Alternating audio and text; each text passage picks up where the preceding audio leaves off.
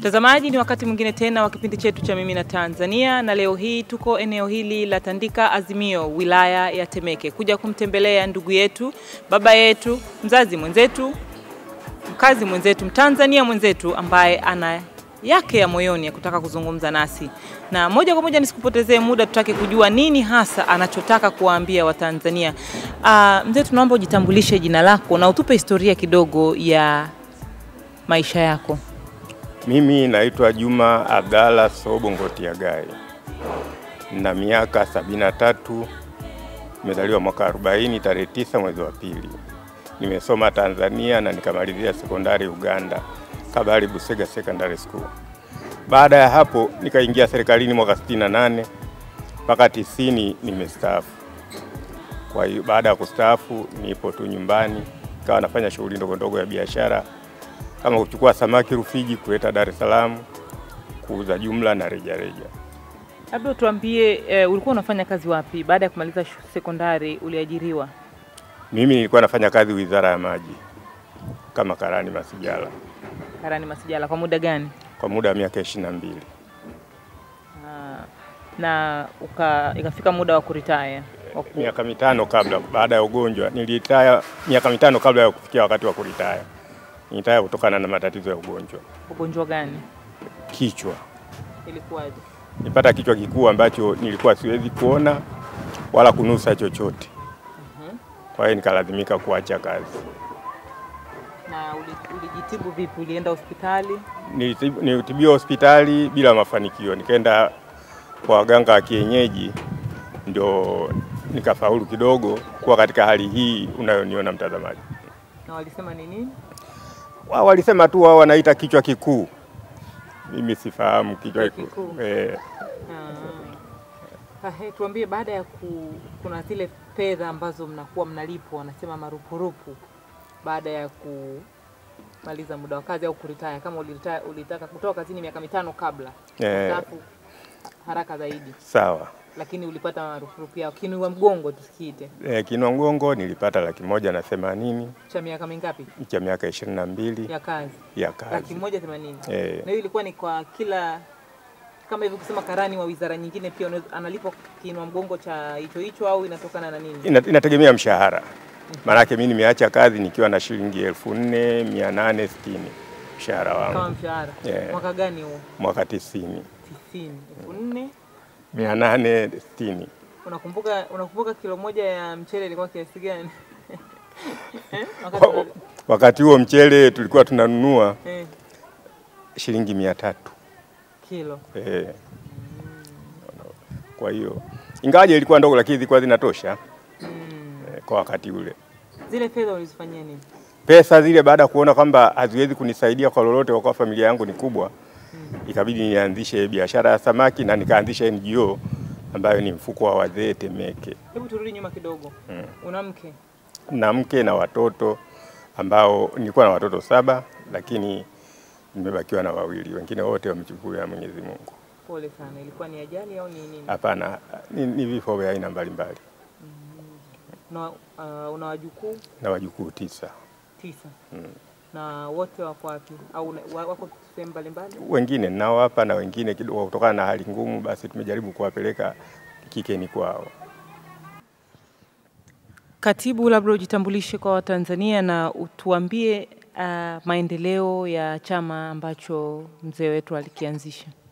Chama hiki ambacho tunaita mfuko wa wazee Temeke, Temeke Aged Trust Fund, ni asasi ya kijamii ambayo imeanzishwa tarehe 25 Agosti mwaka 1994 na kuzinduliwa na Rais wa pili wa nchi hii, Jamhuri ya Muungano wa Tanzania, Alhaji Hassan Mwinyi, tarehe 27 mwezi Januari 1995.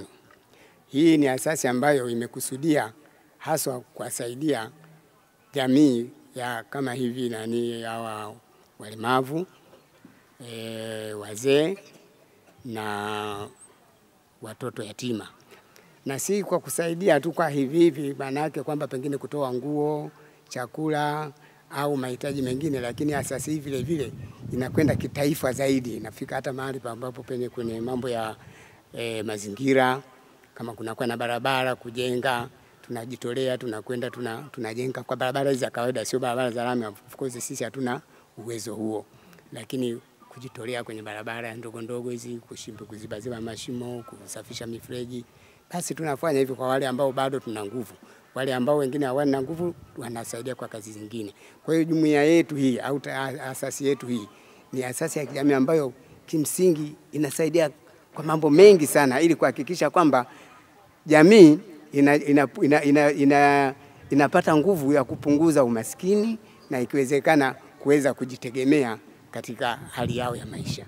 Hatuna mafanikio makubwa kutokana na kama aliyoeleza mwenyekiti kwamba ilifika mahala kwamba tuliharibikiwa. Pesa zilikuwa zimeondoka, zimeibwa na mambo mengi, vifaa vyetu vikawa vimeibwa, tulikuwa na makompyuta, tulikuwa na mambo mengi tu, lakini baada ya hapo, wakati kabla huyu mwenyekiti au kabla mimi katibu sijaingia hapa kwenye kuwa katibu, basi ikawa tena sana imekuwa imevurugika. Kwa hiyo kwa sasa hivi tunachohitaji ni kwamba tunahitaji si kufufua, isipokuwa ni kujiendeleza zaidi, kupata ofisi, kwa sababu hatuna nguvu sasa hivi ya kupata ofisi, hatuna anayeweza kutusaidia. Na ndio maana tumeandika mabarua mengi ili tuweze kupata msaada kutoka kwa wafadhili, aidha wa ndani au wa nje. Lakini vile vile tunahitaji kupata vifaa kwa ajili ya hilo moja. Na lingine tunahitaji, tulikuwa na eneo moja kule Mbande ambao tulikuwa tunalishughulikia, lakini sasa linatushinda kutokana na nini? Na uwezo wa kuweza kulishughulikia lile eneo. Sasa hivi mnatafuta pesa kwa wadhamini wa ndani, lakini wadhamini ambao wanawasaidia, kuna wadhamini ambao wanaweza kuwataja ambao wanawasaidia kuhakikisha mnaendeleza shughuli hizi kwa sasa hivi? Kwa sasa hivi tunajidhamini sisi wenyewe tu ambao tunakabana kama hivi, wanachama yule anapata shilingi 10,000 au 20,000, tunafanya safari kama hivi, kuandika mabarua. Unajua kuandika mabarua inahitaji pesa. Lakini mdhamini ambaye pengine ametupa kusema shilingi milioni 8, milioni 7 baada ya kusimama, hatuna. Na ndio maana tumeamua kuandika barua hizi ili kuwapelekea viongozi mbalimbali na wenye uwezo ili waweze kutusaidia tuweze kusogea mbele zaidi. Mtazamaji, usiondoke, tutarudi.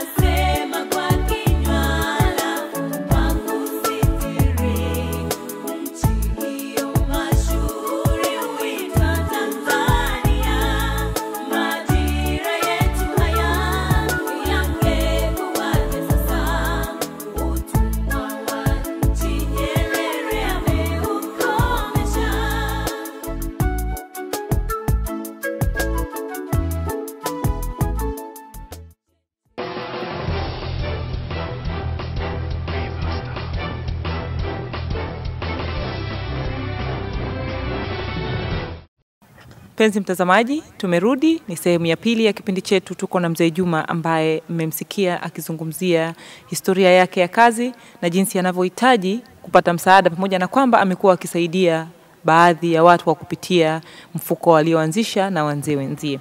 Mzee Juma, sasa tuambie, unasema kwamba ulikuwa unapeleka barua kusudi upate msaada. Msaada unaoomba wa Tanzania ambao tunaona kuna barua hapa, ulikuwa unaomba nini? Mimi nilikuwa naomba kama mimi niweze kujikimu. Manake hali yangu imekuwa mbaya, sina shughuli yoyote. Hiyo ya mfuko ni baadaye. Lakini kwanza nipate mradi ambao ninahakikisha kwamba unaweza ukaniendesha siku hadi siku. Unaishije hapa? Maisha yako yakoje sasa hivi kwa siku hadi siku? Maisha yangu yanaendeshwa na mke wangu pamoja na dada ambao wanapika vitumbua, ndio tunapata maisha yetu. Kwa sasa. Tofauti na zamani. Tofauti na zamani, na hapo wewe ndio ulikuwa? Mimi ndio nilikuwa muhimili wa utafutaji. Na kwa manufaa tu ya watazamaji, labda wangependa kujua ulemavu huu ulionao kwa sasa hivi ni kwamba ni kitu ambacho kimetokea ukubwani ama ni toka umezaliwa na ulemavu huu?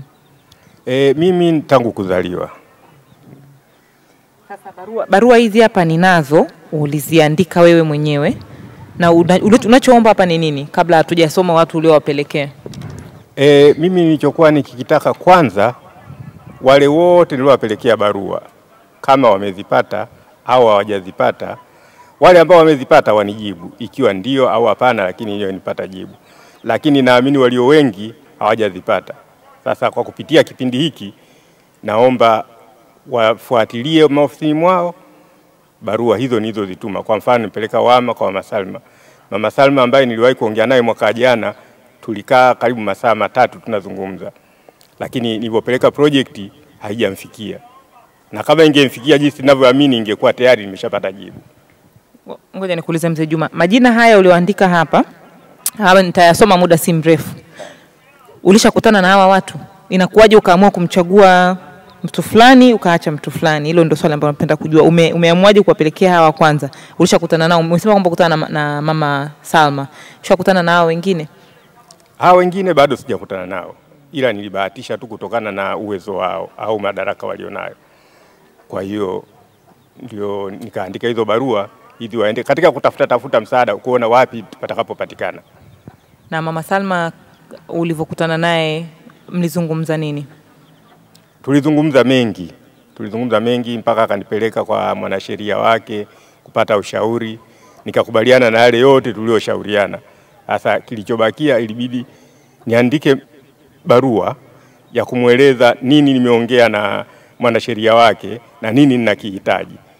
Lakini hii barua nimepeleka ofisini kwake mara 3 na nikaenda kucheki pale mlangoni, sikuwa katika kitabu chao cha kuingiza, sikuiona.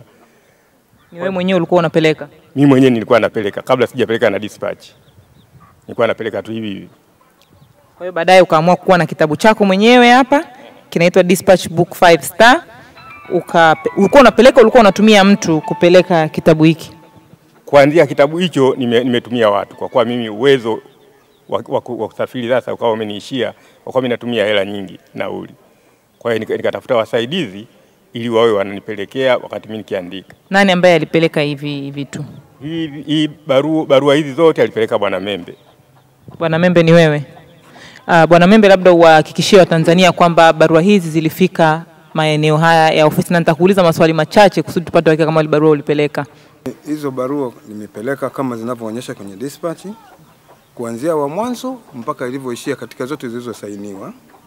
Kuanzia mwezi wa 7 nafikiri mpaka unaoendelea mpaka hapo mwezi wa 8. Lakini vile vile nilijaribu kufuatilia karibu kama mara 3. Na mpaka hatua ya mwisho ni juzi tu, nadhani ilikuwa ni Jumatano. Eneo hili lote nimepita, hakuna sehemu ambayo sijapita. Nilipokwenda kwa Mheshimiwa Anna Tibaijuka, wao wakaangalia kwenye kitabu chao cha kuingizia barua ipo, lakini wameniambia bado haijajibiwa. Nikaondoka nikaenda Wama kwa sababu kule pia nilipeleka mimi. Nilipokwenda Wama, nilipojitambulisha pale nikaambiwa kwamba mhusika amesafiri ambaye ni Mama Salma Kikwete, amekwenda Lindi. Lakini nilikuwa naongea na mtu wa kule ndani, waliniunganishia pale reception pale. Kwa hiyo wao wakanipa ahadi ya kwamba nije Jumanne atakuwa amerudi yule mama. Nilipotoka pale nikaenda kwa Mheshimiwa Waziri wa Mambo ya Nchi za Nje, kwa Mheshimiwa Bernard Membe. Baada ya kutoka pale sasa ndio nikaenda kwa Regional Mengi, ambayo na kule nilipeleka nadhani tarehe 28. Actually kwenye msiju mwezi wa 8 hapo naonesha. Kule nilishia pale mlangoni wapi? Kule reception kwa Mengi pale.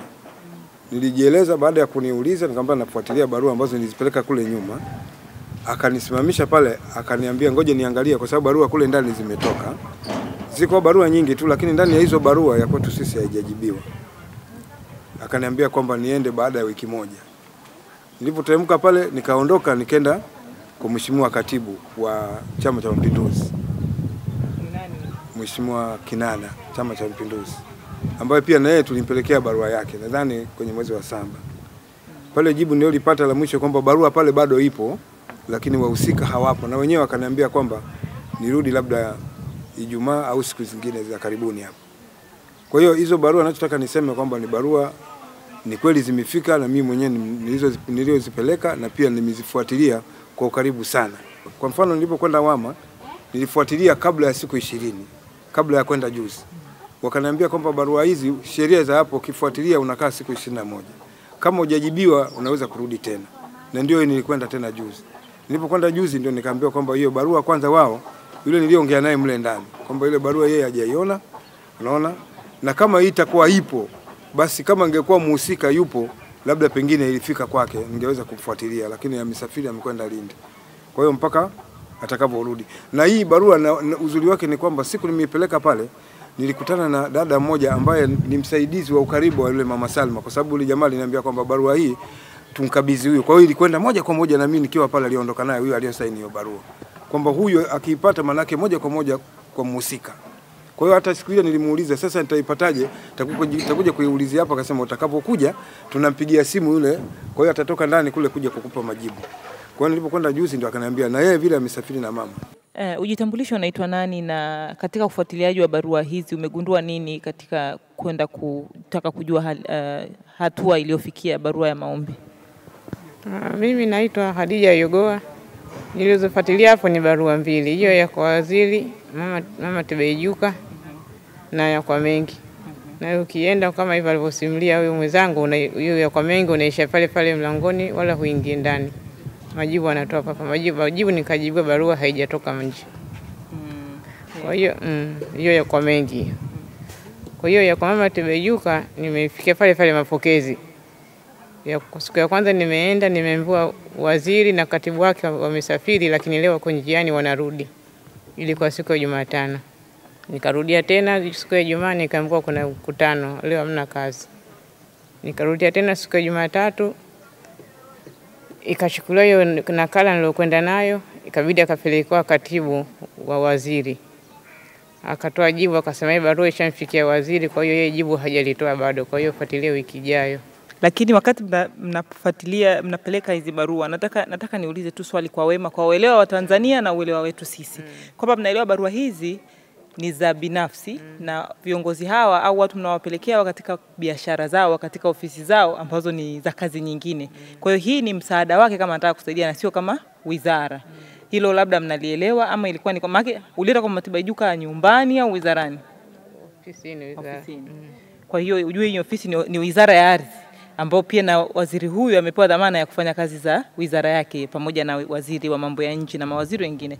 Kwa hiyo nataka kujua kwa hiyo ufuatiliaji sio kwamba mnafuatilia swala la ardhi, mnafuatilia swala la pesa. Na nimeuliza kwa sababu tarehe ni mwezi wa 7 tu. Kwa swala ambalo ni binafsi kulipeka katika ofisi, na hata akaamua kulifuatilia ujue kwamba linatoka nje ya ofisi. Kwa hiyo nataka kwamba muelewe kwamba wote tuelewe sisi na watazamaji kwamba tukiwa tunaenda kupeleka barua, ile ofisi sio ya charity. Sio ya kuomba msaada, ni ofisi, ni wizara, sio? Kwa hiyo tuangalie na muda tuliopeleka hizi barua. Sio kwa ubaya, sawa Lakini kama inawezekana, kama mtu anajua address ya mama Tibaijuka ama anajua address ya Mheshimiwa Lowassa nyumbani kwake, labda ingekuwa ni rahisi kumpata, sababu hili ni swala la moja kwa moja. Nyie mnalionaje hili? Mimi kwanza niseme kwamba nina uelewa huo. Na ndio maana hizo barua zikuandika cheo. Imeandika mtu binafsi, imemtaja mwenyewe. Nadhani hapo sio wizara. Lakini utaratibu wa kumpata mtu nyumbani kwake inakuwa ni ngumu sana. Kwa hata mwenyewe angekuwa ameipokea angejua kabisa kwamba barua hii inanigusa mimi. Haigusi nini? Wizara. Physically ni kwamba hizo barua ni tumetafuta alternative ya wale kuwafikia pale walipo, kwa sababu ni ngumu kuwapata maeneo mengine. Kwa hiyo tunajua wazi kabisa kwamba zimengusa kila mmoja, sio wizara. Mzee Juma, naomba kama utaniruhusu nisome moja ya barua kwa kifupi. Utaniruhusu? Watazamaji, barua ya Mzee Juma zimeandikwa kwa Kiingereza hizi, na nitasoma moja tu haraka. Zinaonekana zimefanana hizi. Zimefanana. Na hii imepelekwa kwa Honorable Mama Anna Tibaijuka. Imeandikwa tarehe 25 March 2013, lakini ofisini kwake imefikishwa tarehe 26 mwezi wa 7 2013 kutoka kwenye dispatch. Inasema request for financial assistance of 18,700,000 poultry farm project. With due honor and respect, I introduce myself to you for humanitarian assistance. I'm crippled and married. Previously, I was dealing with fish and fish products business for 4 years. For 4 years ago, in brackets, the year 2009 to 2012. I was suffering from running nose. Okay, so all my working capital is used. I will be grateful if you consider supporting my new project by offering financial assistance of Tanzanian shillings 18.7 million to enable me prepare resources to establish poultry farm project in order to alleviate hunger in my family brought about by the prolonged years of poverty. As one of the most responsible person in the society and a woman of God like yours, please accept my request for funds extended to you, and that any amount and any kind of assistance you are going to contribute will be appreciated. Looking forward to receiving your assistance wholeheartedly. Yours sincerely, JAS Ngotiagai. Imekwenda kwa katibu mkuu WAMA. Naweza nikaisoma hii? Nitaisoma kwa sababu naona imetofautiana na hii. Iliandikwa tarehe 16 mwezi wa pili 2012 kwenda kwa katibu mkuu WAMA Dar es Salaam. Attention Honorable Mama Salma Kikwete. Reference request for financial assistance of 60,286. In bracket, seed money for dairy farm project. Mzee Juma, hii ilikuwa ni project nyingine, ni kwa ajili yako? Hiyo ni yangu mwenyewe. Yako mwenyewe. Lakini uliomba zamani mwaka 2012 kwa ajili ya dairy farm project.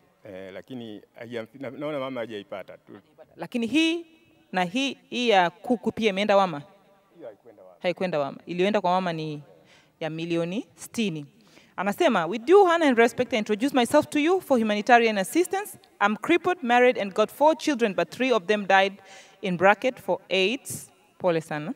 Left me with grandchildren. Previously, I was dealing with fish and fish products business for 4 years ago, 2003 to 2006. I was suffering from running nose, so all my working capital is used. I would be grateful if you consider supporting my new project by offering financial assistance of Tanzanian shillings 60 million to enable me prepare resources to establish dairy farm project in order to alleviate hunger in my family brought about by the prolonged years of poverty.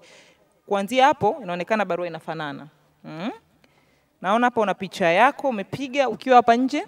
Unataka kufanya nini? Hebu tuambie dairy farm na imekuaje, labda sasa hivi Watanzania wanakusikiliza. Ni kwamba chochote nitakachokipata, kama naweza kufuga ng'ombe, basi nifuge ng'ombe. La ikiwezekana kufuga kuku, nifuge kuku. Au mradi wowote mdogo ili wakuweza kunisaidia kuendesha maisha.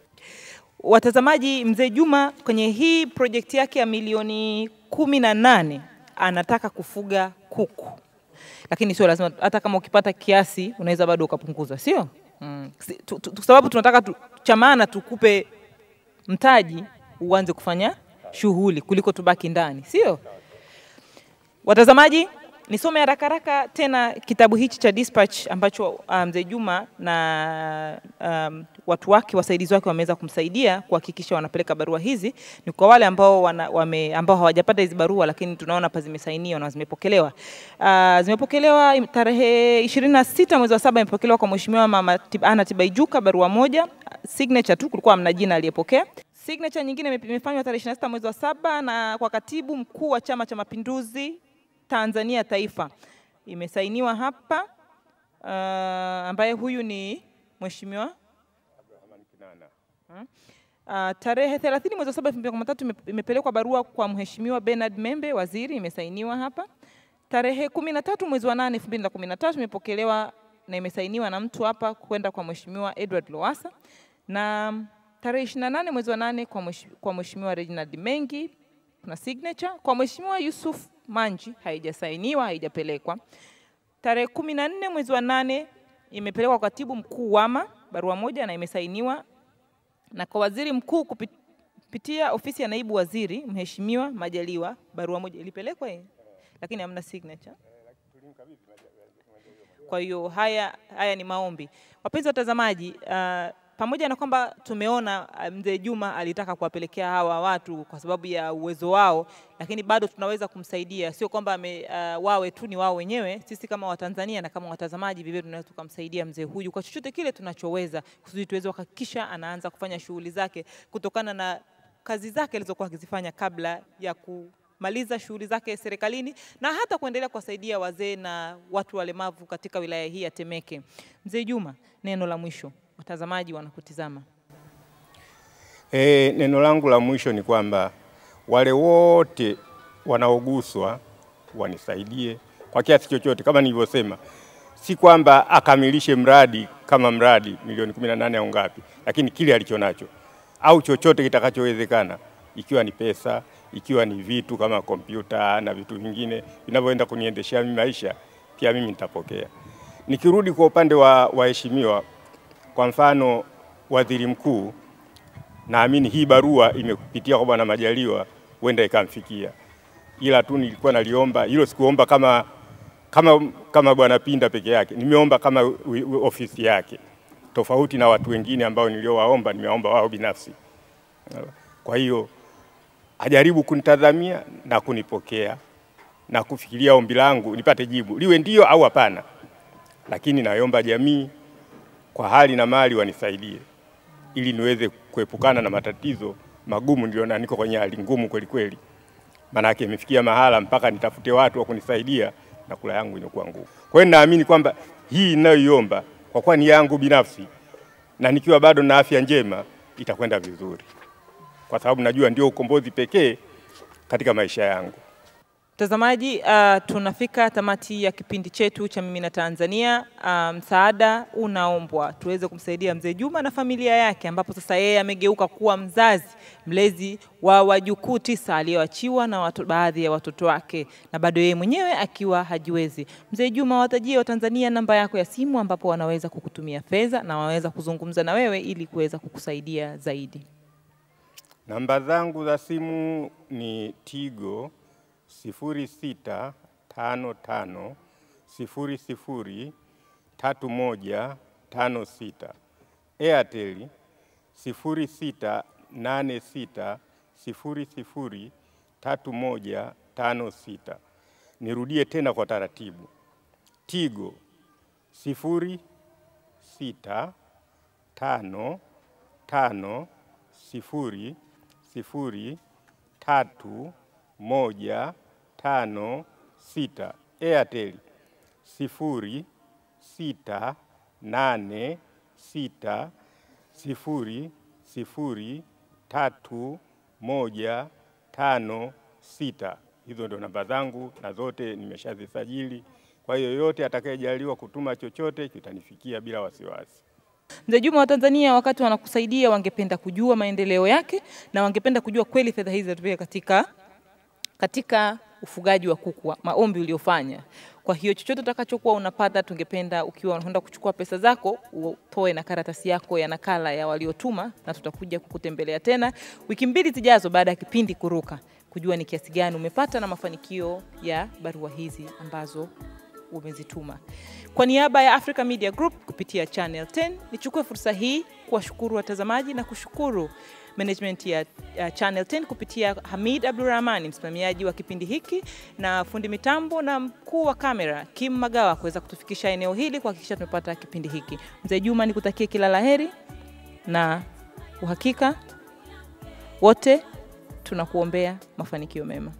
Nashukuru, na kama nilivyosema, naomba Watanzania wote na wengine kwa jumla wanisaidie kwa moyo mmoja. Mimi nitaweka orodha na nitakachokifanya kitaonekana kwa manufaa yangu mimi mwenyewe pamoja na wengine. Asante sana, kila laheri.